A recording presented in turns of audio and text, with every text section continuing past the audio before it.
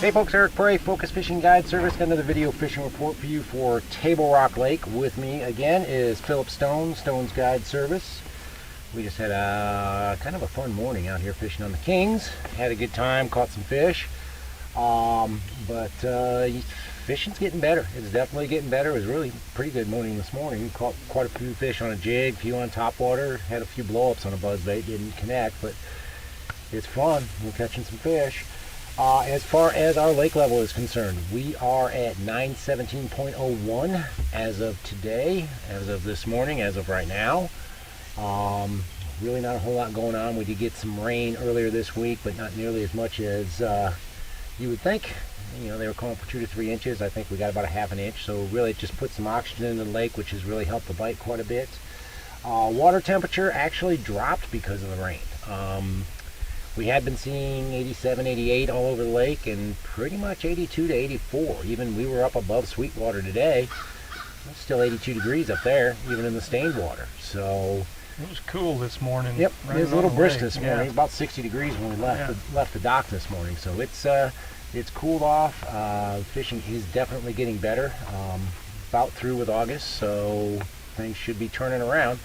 But if you guys are coming down, say you're going to fish the lower end of the lake, lower end is getting better, but it's still definitely the toughest part of the lake to fish, by far. Still catching quite a few on topwater first thing in the morning. You know, a spook, whopper, plopper, the Berkeley surge shad, popar, just about anything you want to throw as far as the topwater. You're just looking for busting fish. And most of the ones, well, even the ones we caught today, but most of the ones we're catching down at the lower end seem to be relating to deep trees or main channel stuff, whether it is the main channel of the lake itself or the main channel of the creeks. They're following those shad that are trying to migrate back for a shad spawn this fall, so they're really more towards the middle of the lake than they are right up against the bank. And then from there, I've been drop shotting. I know you like to throw a swim bait. Have you been catching very many on a swim bait? I've been catching a few on a swim bait still. You know, it's still an early morning deal. They're like Eric said, they're chasing those shad right now, and that's kind of been the deal pretty much all year. It really has. We never got a real great topwater bite set up this year, but it's been consistent. You can catch a few topwater fish every morning. I think we actually connected with 2. We had a few more blow-ups than that. We connected with 2 this morning because we were messing with a buzzbait more than a topwater.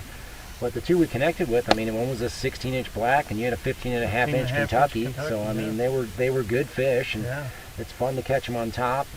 Drop shot bite is still working down by the dam. You know, shad shape, cut tail, UV drop shot worm, chompers drop shot worm. Starting to see some fish show up on gravel. The better bite is still going to be in the treetops, you know, in the deeper creeks, on bluff ends on the main lake, that sort of thing, anywhere from about 30 to 40 feet deep. Overall depth doesn't matter. The fish are 30 to 40 feet deep.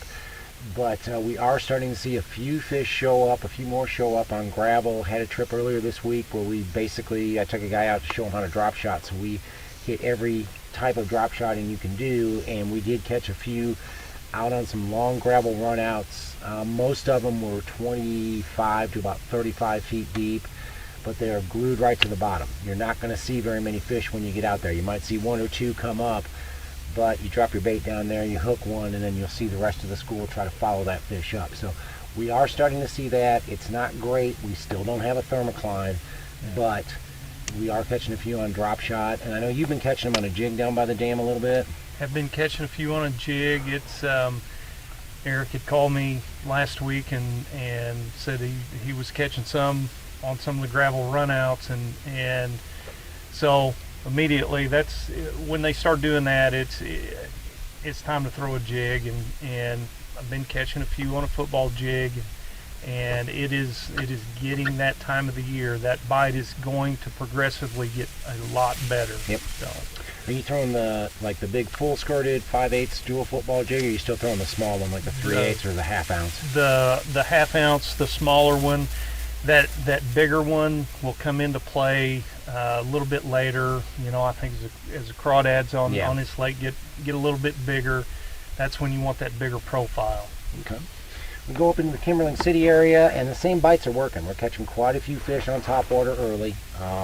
Spook, Sammy, Whopper, Plopper, surge shad. If you guys don't own any of those Berkeley surge shad, not sponsored by Berkeley, got nothing to do with Berkeley, but I can tell you it's a money bait. We always used to talk about the redfin a lot, and how you had a short window of about 2 to 3 weeks in the spring that they'd really eat the redfin. Kind of thought that surge shad was going to be the same way, but they've been eating it all summer long. So look at that jointed surge shad. It's not very expensive, but right out of the package it runs true. Been throwing it on 20-pound braid, and it's been money for me. So you definitely want to take a look at that.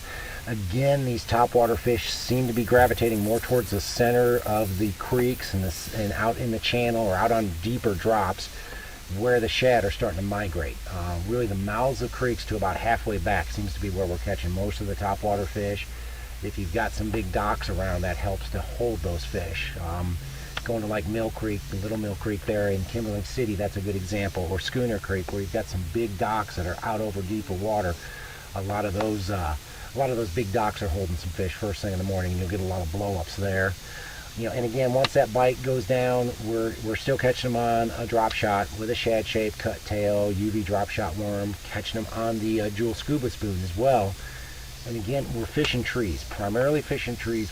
They are starting to show up on gravel, catching a few on gravel every week, but it's not as strong as fishing the trees. In the overall depth, these fish are, if you want to hold one number in your head as far as where these deeper fish are, hold the number 28 in your head. 28 foot deep seems to be a magical depth.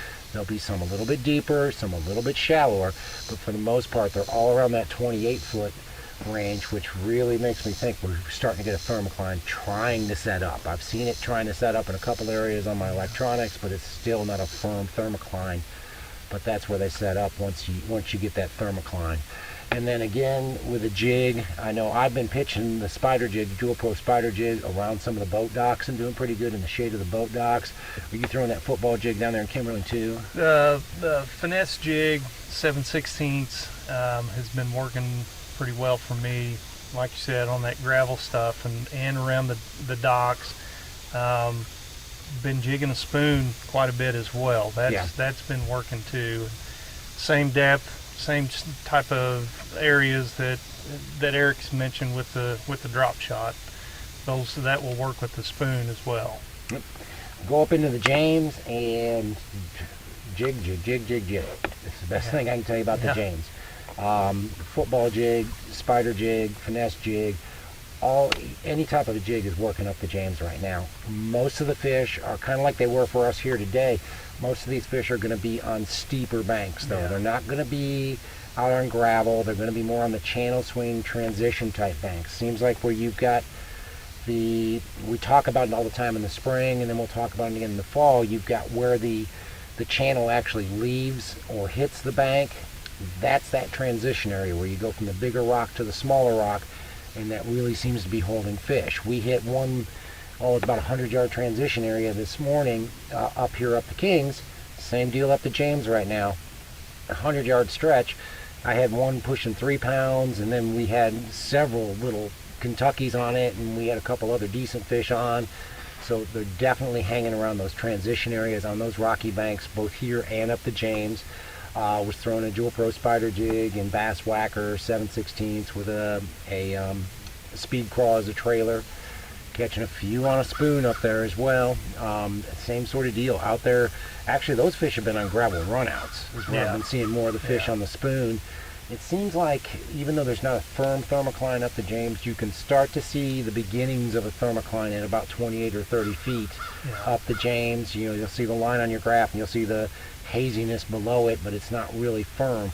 But we are catching some on the Jewel scuba spoon up there as well.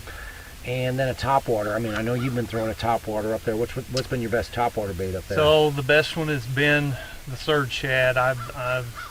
Eric got me on that train earlier this year. That thing is great, right? Like you said, right out of the box. It is no more fine tuning a red fin. This thing is just tie it on and throw it. Throw it. I mean, it just swims perfectly. You catch the one I've got laying on my deck right now. You guys can't see. I've probably caught 100 fish on it. It's all beat up, paint's knocked off of it, but it still works exactly like it did when it came out of the box. And they're not expensive, and they're under $10. So that jointed surge shed, so definitely take a look at that. Come up the White River or the Kings. The White River and Kings, this is the funnest part of the lake to fish right now. By far. The White River from Baxter all the way up has been a blast. I've done several trips up there this past week. Up here today, I don't know how many we had, 25 or 30 fish in 4 hours of fishing. Easily. And, we had a, pretty decent little limit, probably 13, 14 pounds. Nothing, not a huge limit. Didn't catch any big ones. I think the biggest one's probably 3 pounds, maybe a little bit over 3 pounds, but just a fun day of fishing up here. Definitely, if you're going to fish the White, you want to have a topwater tied on early. Same deal as we had here. You'll see a lot of fish busting out there in the guts of the creeks, out in the main channel, and you just got to get to those fish and get on them. The spooks, Sammy, surge shad, any of those baits are working. Whopper ploppers working some as well, especially the smaller one. Catching a lot of fish on a drop shot, especially on the White River, around treetops at Baxter to about Shell Knob area, and in the guts of the creeks where those trees are at, and you get those trees that top out around 25 or 30 feet deep, really are holding a lot of fish. You can catch some good numbers on a shad-shaped cut tail, UV drop shot worm, whatever your favorite drop shot worm is. We're catching a lot of fish doing that. And then a jig. I mean, once the sun came up, that's all we threw. All we did. Now we had 2 fish on a topwater early. Like I said, had a couple blow up on buzzbait. Kind of disappointed with the buzzbait bite. We're probably a little early for it, but we caught them all on a spider jig today. 7/16. I was throwing bass whacker. I think you were throwing the old Texas craw, which is another good color. Yes. Both of them with a speed craw on them as a trailer. Put a little orange or chartreuse on the pinchers, and just hitting steep banks, hitting those steep chunk rock banks. Keeping the boat anywhere from 15 to 25 and throwing it to the bank and working it down those ledges. And boy, you pulled off of a ledge and a good one would just knock the fire out of it. You know when you get a good one to bite. He will let you know. Absolutely. I mean, we caught some decent fish. Had a good time today. Just a fun day of fishing. Not working today, so a couple of guys get the day off. What do? They go fishing. We go fishing. Yeah. But I mean, it's fun up here, guys. We're catching a lot of fish up here, up the White, up the Kings. Well worth your time to make the drive to come up here if you guys are coming down to the lake. Well, guys, we are at the end of August. Labor Day is this weekend, which, as you all know, is my least favorite holiday of the year. One more weekend. We got one more weekend, and then we get our lake back. Yes. But fishing's been good. It's been getting better.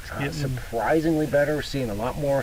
Down, we didn't talk about it, but down by the dam, Kimberling City, even on the White River, throwing shaky head, catching a lot more smallmouth. So the smallmouth are definitely coming back. They're coming out of the deep that they normally stay in the summertime. But fishing's getting better. If you guys are coming down, I mean, I know this week's been kind of slow, but once we get into September and October, things start to pick up again. But if you want to learn how to drop shot, now through September is the time to do it. Want to learn how to throw a football jig? Phil mentioned it. They're eating a football jig, but it's only going to get better. Yeah. We get into October and the football jig bite's going to go crazy. Yeah. And you want to learn how to do that. Now's the time to book those trips. That whopper plopper bite. The whopper plopper bite that not a lot of guys know about, and we're not going to go into a whole lot of detail here. But if you want to learn how to throw that whopper plopper and catch some better fish in the fall, now's the time to book those trips. But if you guys are thinking about coming down, wanting to hire a guy, give me a call. It's Focus Fishing Guide Service. You can reach me at 417-860-4743. Hit my website, focusfishing.com, and either shoot me an email or book online. Either way, I'll get back to you as soon as I can. We'll get a date set up. We'll go out, catch some fish, and have a good time. But guys, thanks for watching the videos. Take a minute to subscribe if you haven't done that. But thanks for watching. Can't wait to hear from you. We'll see you on the water.